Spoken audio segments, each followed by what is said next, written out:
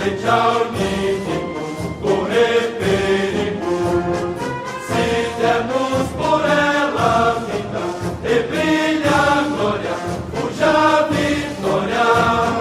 Assim ao Brasil faremos oferta igual de amor filial. E a ti pátria salvaremos, e brilha a glória, fuja a vitória. A paz queremos com fervor, a guerra só nos causa dor. Porém se a pátria amada for um dia ultrajada, lutaremos sem temor. A paz queremos com fervor, a guerra só nos causa dor.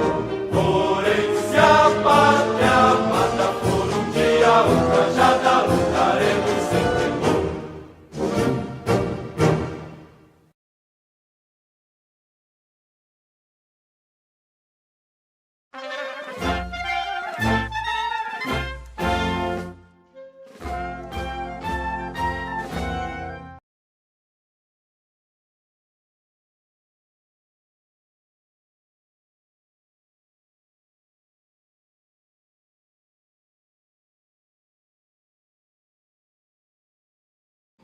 Meus amigos, sempre fui um defensor ferrenho, intransigente da posição das Forças Armadas diante da crise brasileira, mas agora não posso me calar mais. Já está passando da hora das Forças Armadas mudarem suas posições. É preciso que tomem uma atitude mais efetiva agora, para não terem que tomá-la mais tarde, quando a situação se agravar e estiver fora de controle. Gostaria de respeitosamente fazer algumas observações críticas sobre a posição das Forças Armadas neste momento delicado em que vivemos. General Vilas Boas, me perdoe, mas aqueles 3 vetores que iriam nortear a atuação das Forças Armadas precisam ser reavaliados. Desde que foram estabelecidos, a situação evoluiu e piorou. Daqueles 3 vetores, nos parece que a maior preocupação das Forças Armadas era com a legalidade. E por isso vou tecer um breve comentário sobre ela. Legalidade. As Forças Armadas não podem continuar a se esconder atrás dessa desculpa para justificar a sua apatia, o seu silêncio, a sua indiferença. Quando o país ficou há séculos sem comando, perdido, no fundo do poço, os senhores tinham toda a legalidade do mundo para intervir de alguma maneira e não o fizeram. Quando digo intervir de alguma maneira, quero dizer uma intervenção militar parcial. Poderíamos chamá-la de intervenção militar branca, sem a presença da tropa nas ruas. Já que agora nos tornamos protagonistas, né? Temos general no governo, somos parte do governo. Então, que o sejamos por um bom motivo. As Forças Armadas deveriam dar um recado curto e grosso ao presidente Temer. Seria como que uma conversa séria de um pai cansado das travessuras do filho, que insiste em agir erroneamente e quer lhe dar uma última oportunidade antes de expulsá-lo de casa. Uma comissão composta pelo chefe do Estado-Maior Conjunto e pelos comandantes das 3 forças daria ao Temer um prazo máximo, digamos, 10 dias improrrogáveis, para montar uma equipe de governo séria, que inspire confiança ao povo, sem nenhum corrupto, condenado ou não, ou que tenha o nome envolvido em qualquer falcatrua, presente ou passada. Tomar providência para que todos os os acusados nessas operações levadas a efeito pela Força Tarefa, comandada pelo juiz Sérgio Moro, pela Polícia Federal, Justiça Federal, Polícia Federal e etc., prestem contas à Justiça e sejam julgados e punidos quando for o caso. Se tentar coxambrar, como nós chamamos, ou livrar a cara de alguém, haveria uma intervenção total. Se ele não tomar as providências ou tentar de algum ato de rebeldia contra os membros dessa comissão das Forças Armadas, aí faz a intervenção. Essa atitude dos senhores significaria dar uma última chance antes de intervir efetivamente. Senhores comandantes, lembrando um pouco do nosso grande companheiro, que recentemente nos deixou, o Coronel Jabas Passarinho, quando da edição do ato institucional número 5, tentando convencer o presidente Cortes Silva de que estava tomando uma decisão acertada, aconselhou: assuava, senhor presidente, neste momento, todos os escrúpulos de consciência. Com muita humildade e respeito, faço minhas as suas palavras. Os senhores não têm que ter o menor escrúpulo em agir. Afinal, é o destino do nosso país que está em jogo.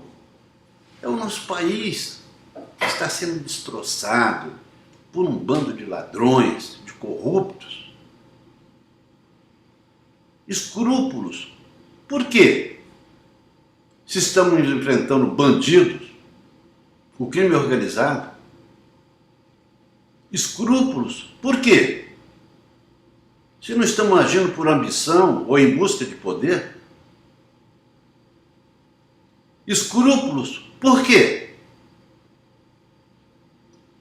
Se o povo e a lei estão do nosso lado. Não devemos ter medo de críticas e comentários. Não devemos nos preocupar se daqui a 20, 30 ou 50 anos haja críticas ou comentários desairosos às nossas atuações no passado. Nós somos soldados. Devemos nos orgulhar de ter cumprido honesta e patrioticamente nossas missões. Não devemos esperar recompensa. Afinal, como já dizia o tenente Siqueira Campos, um dos 18 do Forte de Copacabana, na rebelião tenentista de 1922, a pátria tudo se deve dar, sem nada exigir em troca, nem mesmo compreensão. Deixe que fale. A legalidade está do seu lado. Quando a Constituição estabelece no seu artigo 142, as Forças Armadas constituídas pelo Exército, Marinha, Exército, Aeronáutica, sob a autoridade suprema do Presidente da República, está afirmando, está determinando que as Forças Armadas só devem obediência a Presidente da República e a ninguém mais. A Constituição não faz previsão de um substituto legal para essas situações. O país ficou sem comando, ficou acéfalo, ficou à deriva, ficou de fato sem presidente. E era dever das Forças Armadas agir de ofício para recolocar o país dentro da normalidade constitucional, embora extraordinária. As Forças Armadas não fizeram isso. Mesmo agora, o presidente Temer é um presidente interino. Ele é um presidente em exercício. Ele não é o presidente da República efetivo. A presidente, infelizmente, ainda é a Dilma, embora afastada. E assim, no rigor do texto constitucional, é lícita a interpretação de que as Forças Armadas não devem obediência ao Temer. Podem agir de ofício e tomar as providências que o momento de crise exige. basta que queiram. Pior do que está, não vai ficar.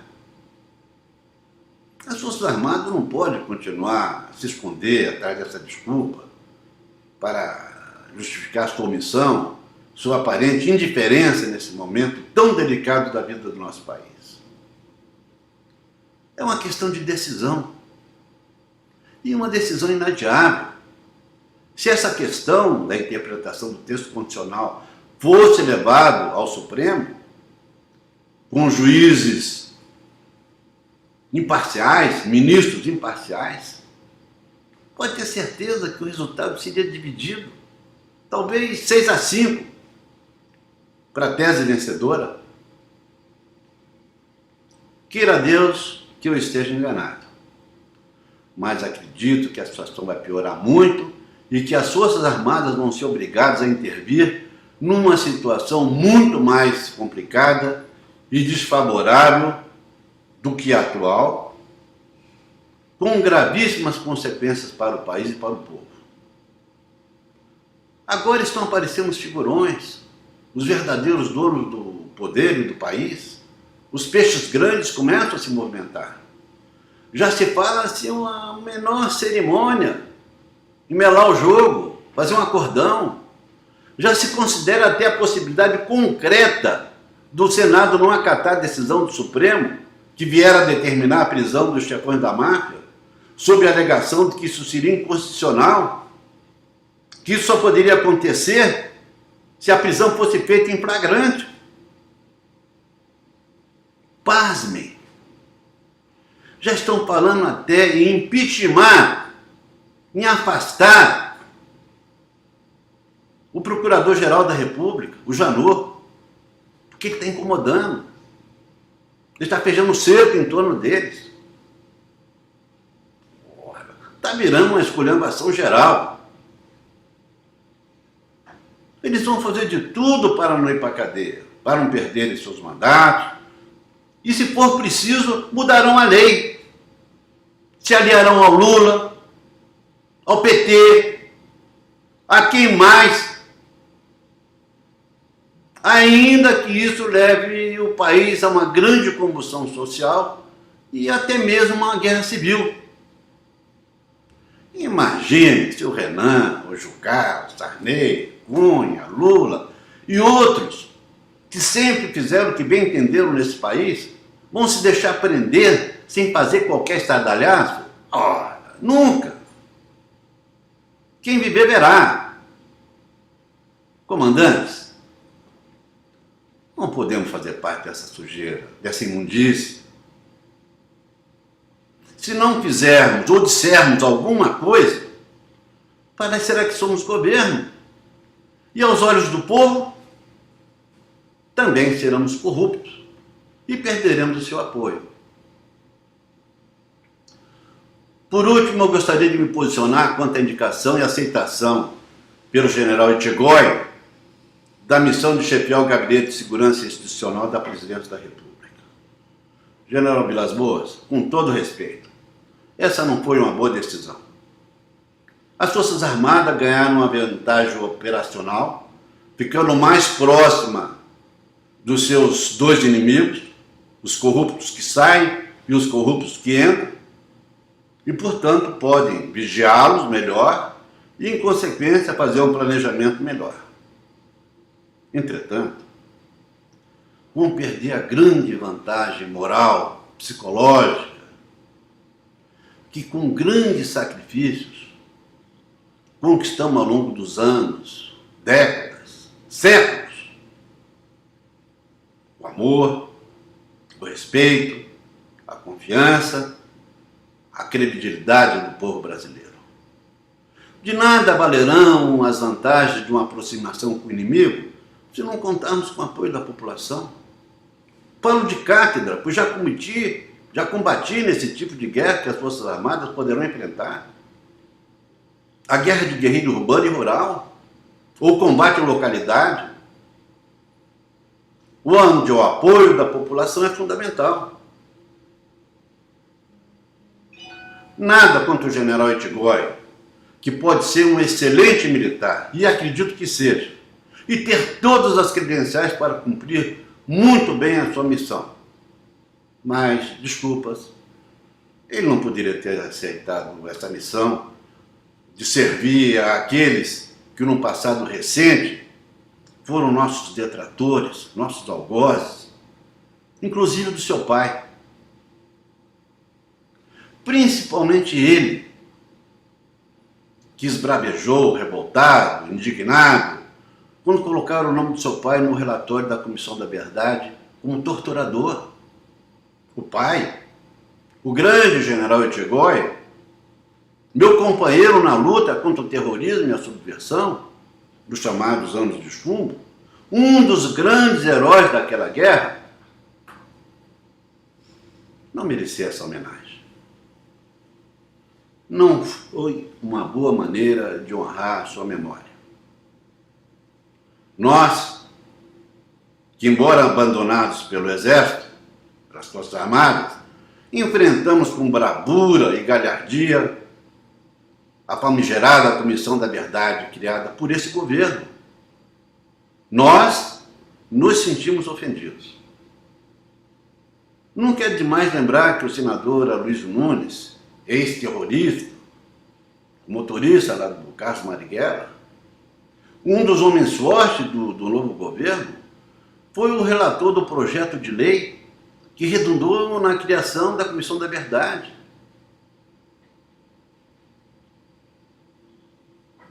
Onde estão a coerência, a revolta e a indignação? Perdão. Mas, para mim, isso é inaceitável.